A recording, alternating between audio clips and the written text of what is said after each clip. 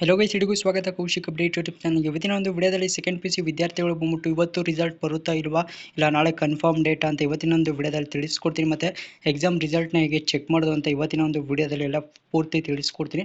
ಅದಕ್ಕೂ ಮುಂಚೆ ಚಾನಲ್ನ ಹೊಸ್ತಾ ಬಂದಿರೋ ಚಾನಲ್ನ ಸಬ್ಸ್ಕ್ರೈಬ್ ಮಾಡಿ, ಹಾಗೆ ಮರಿದೇ ಒಂದು ವಿಡಿಯೋಗೆ ಲೈಕ್ನ ಮಾಡ್ಕೊಳ್ಳಿ. ಬನ್ನಿ ವಿಡಿಯೋನ ಶುರು ಮಾಡೋಣ. ಕರ್ನಾಟಕ ಶಾಲಾ ಶಿಕ್ಷಣ ಮಂಡಳಿಯವರು ನಿಮಗೆ ಹೇಳಿದ್ದು 7ನೇ ತಾರೀಕಿಗೆ ನಿಮಗೆ ರಿಸಲ್ಟ್ ಅನ್ನೋದು ಅನೌನ್ಸ್ ಮಾಡ್ತೀವಿ ಅಂತ. ಎಕ್ಸಾಮ್ ಒಂದ್ರದ್ದು ಎಕ್ಸಾಮ್ ಒಂದು ಬಂದ್ಬಿಟ್ಟು ನಿಮಗೆ 28ರಿಂದ ಬಂದ್ಬಿಟ್ಟು ನಿಮಗೆ 17 ಗಂಟೆ ನಿಮಗೆ ಎಕ್ಸಾಮ್ ಅನ್ನೋದಿತ್ತು. ಎಕ್ಸಾಮ್ ಎಲ್ಲ ಮುಗ್ದು ಈಗ ವ್ಯಾಲ್ಯೂಯೇಷನ್ ಕೂಡ ಎಲ್ಲ ಮುಗ್ದಿದೆ. ನಿಮಗೆ ಕರ್ನಾಟಕ ಶಾಲಾ ಶಿಕ್ಷಣ ಮಂಡಳಿಯವರು ಆಗಲೇ ಅನೌನ್ಸ್ ಮಾಡ್ದಂಗೆ ನಿಮಗೆ 7ನೇ ತಾರೀಕಿಗೆ ರಿಸಲ್ಟ್ ಅನ್ನೋದು ಕೊಡ್ತೀವಿ ಅಂತ ಹೇಳಿದರು.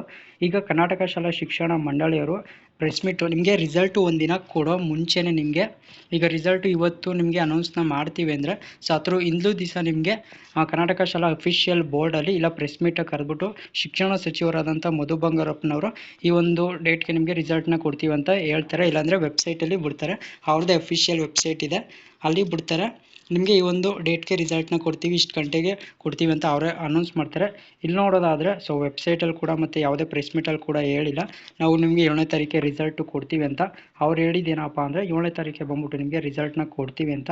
ಸೊ ವೆಬ್ಸೈಟಲ್ಲಿ ಏನಾರು ಬಿಟ್ಟಿರೋ ಅಂತ ಇಲ್ಲಿ ನೋಡೋದಾದ್ರೆ ಬೇಕಾದ್ರೆ ನಾನು ನಿಮಗೆ ಚೆಕ್ ಮಾಡ್ಕೊಡ್ತೀನಿ. ಸೊ ಇಲ್ಲಿ ನೋಡ್ಬೋದು ನೀವು ಇಲ್ಲಿ ಸ್ಕ್ರೀನಲ್ಲಿ. ಸೊ ನೀವು ಕೂಡ ಚೆಕ್ ಮಾಡ್ಬೋದು. ಹೇಗಪ್ಪ ಅಂದರೆ ಇಲ್ಲಿ ಇಲಾಖೆ ದಾಖಲೆಗಳಂತೆ ನಾನು ಡಿಸ್ಕ್ರಿಪ್ಷನಲ್ಲಿ ಲಿಂಕ್ನ ಕೊಟ್ಟಿರ್ತೀನಿ.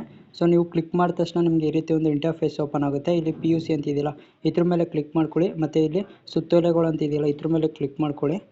ಕ್ಲಿಕ್ ಮಾಡಿದಾದ್ಮೇಲೆ ನಿಮಗೆ ಈ ರೀತಿ ಒಂದು ಇಂಟರ್ಫೇಸ್ ಅನ್ನೋದು ಓಪನ್ ಆಗುತ್ತೆ. ಇಲ್ಲಿ 2025-26 ಇದೆಯಲ್ಲ ಇದ್ರ ಮೇಲೆ ಕ್ಲಿಕ್ ಮಾಡ್ಕೊಳ್ಳಿ.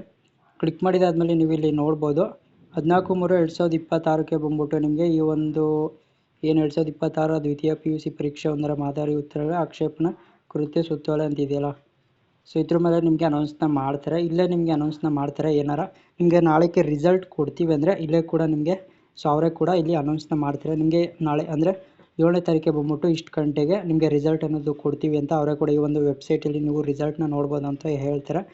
ಸೊ ಅಫಿಷಿಯಲಾಗಿ ಸೊ ಕರ್ನಾಟಕ ಶಾಲಾ ಶಿಕ್ಷಣ ಮಂಡಳಿಯಾದಂಥ ಶಿಕ್ಷಣ ಸಚಿವರಾದಂಥ ಮಧು ಬಂಗಾರಪ್ಪನವರು ಯಾವುದೇ ಇಲ್ಲಿ ಈ ಒಂದು ಮಾಹಿತಿಯನ್ನು ಕೊಟ್ಟಿಲ್ಲ. ಮತ್ತು ಅವರ ಅಫಿಷಿಯಲ್ ವೆಬ್ಸೈಟಲ್ಲಿ ಕೂಡ ಯಾವುದೇ ಒಂದು ಮಾಹಿತಿಯನ್ನು ಕೊಟ್ಟಿಲ್ಲ. ಏನಾದರೂ ಅವ್ರೇನಾರು ಅಫಿಷಿಯಲಾಗಿ ವೆಬ್ಸೈಟಲ್ಲಿ ಬಿಟ್ಟರೆ ನಿಮಗೆ ತಿಳಿಸ್ಕೊಡ್ತೀನಿ. ಮತ್ತು ರಿಸಲ್ಟ್ ಹೇಗೆ ಚೆಕ್ ಮಾಡೋದಪ್ಪ ಅಂದರೆ ಸೊ ನೀವು ಸರ್ಚ್ ಬಾರಲ್ಲಿ ಬನ್ನಿ. ಸರ್ಚ್ ಬಾರಲ್ಲಿ ಬಂದ್ಬಿಟ್ಟು ಇಲ್ಲಿ KARRE ಅಂತ ಹೊಡಿದ್ರೆ .nic ಅಂತ ಬರುತ್ತೆ. ಇದ್ರ ಮೇಲೆ ಕ್ಲಿಕ್ ಮಾಡ್ಕೊಳ್ಳಿ. ಸೊ ಇಲ್ಲಿ ನೀವು ರಿಸಲ್ಟ್ ನೋಡುವಾಗ ಕರ್ನಾಟಕ ಎಕ್ಸಾಮಿನೇಷನ್ ರಿಸಲ್ಟ್ 2025 ಅಂತಿದೆ. ಅದು ನಿಮಗೆ ಚೇಂಜ್ ಆಗುತ್ತೆ. ಕರ್ನಾಟಕ ಎಕ್ಸಾಮಿನೇಷನ್ ರಿಸಲ್ಟ್ 2026 ಅಂತ ಬರುತ್ತೆ. ಇದ್ರ ಮೇಲೆ ಸಿಂಪಲಾಗಿ ಕ್ಲಿಕ್ ಮಾಡ್ಕೊಳ್ಳಿ.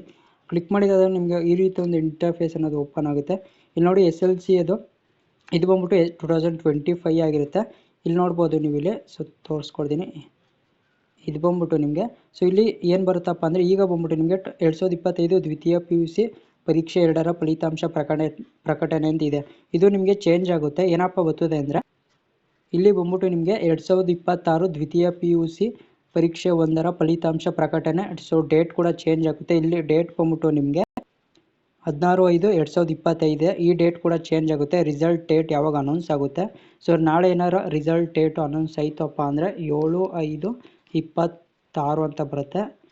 ಸೊ ರಿಸಲ್ಟು ಸೊ ನೀವೇನೋ ಟೆನ್ಷನ್ ಮಾಡ್ಕೊಳಕ್ಕೆ ಹೋಗ್ಬಿಡಿ. ರಿಸಲ್ಟ್ ಹೇಗೆ ಚೆಕ್ ಮಾಡೋದಂತ ತಿಳಿಸ್ಕೊಟ್ಟು ವೆಯ್ಟ್ ಇದ್ರ ಮೇಲೆ ಕ್ಲಿಕ್ ಮಾಡ್ಕೊಳ್ಳಿ. ಕ್ಲಿಕ್ ಮಾಡಿದಾದ್ಮೇಲೆ ನಿಮಗೆ ನಿಮ್ಮ ಒಂದು ಆಲ್ ಟಿಕೆಟ್ ಇರುತ್ತೆ ಅಲ್ವಾ, ಆಲ್ ಟಿಕೆಟು ರಿಜಿಸ್ಟರ್ ನಂಬರ್ ಇಲ್ಲಿ ಹಾಕಿ.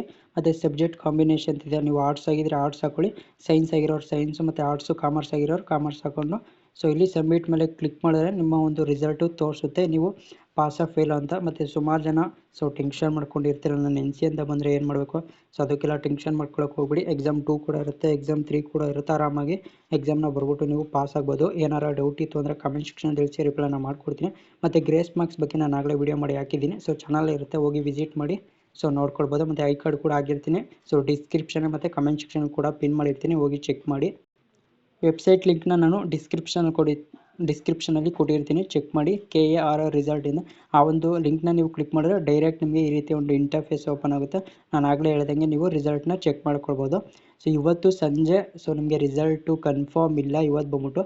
ಸೊ ನಾಳೆ 50% ನಿಮಗೆ ರಿಸಲ್ಟ್ ಅನ್ನೋದು ಅನೌನ್ಸ್ ಮಾಡ್ತಾರೆ. ಸೊ ನೋಡೋಣ ಏನಾಗುತ್ತೆ ಅಂತ. ಸೊ ನಿಮ್ಗೆ ಏನಾರ ರಿಸಲ್ಟ್ ಡೇಟು ನಿಮಗೆ ಅನೌನ್ಸ್ ಮಾಡ್ತು ಅಂದರೆ ನಿಮಗೆ ತಿಳಿಸ್ಕೊಡ್ತೀನಿ. ಚಾನಲ್ನ ಸಬ್ಸ್ಕ್ರೈಬ್ ಮಾಡ್ಕೊಂಡು ಇಟ್ಕೊಳ್ಳಿ. ಏನಾರು ಡೌಟ್ ಇತ್ತು ಅಂದರೆ ಕಮೆಂಟ್ ಸೆಕ್ಷನ್ ತಿಳಿಸಿ, ರಿಪ್ಲೈನ ಮಾಡ್ಕೊಡ್ತೀನಿ. ಸಿಗೋಣ ಮತ್ತೊಂದು ವಿಡಿಯೋದಲ್ಲಿ. ಎಲ್ಲರಿಗೂ ನೋಡ್ತೀರಿ ಕೌಶಿಕ್ ಅಪ್ಡೇಟ್ ಯೂಟ್ಯೂಬ್ ಚಾನಲ್.